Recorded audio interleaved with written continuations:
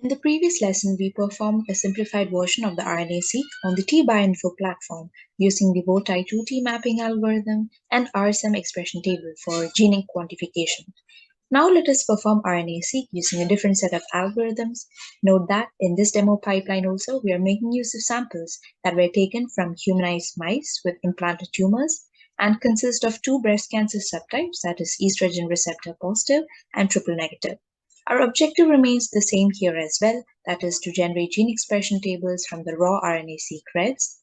Now let us click on the Start button to start the pipeline. Recall that RNA-Seq analysis consists of three major steps. First, we have the pre-processing step that makes use of the Trimmomatic and PCR clean.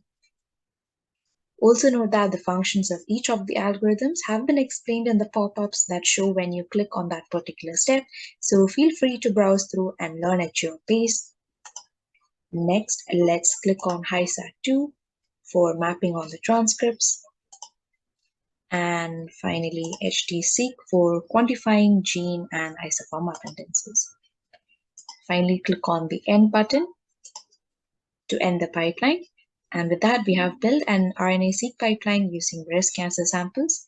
In our next video, we will discuss what are the various outputs and how to interpret them.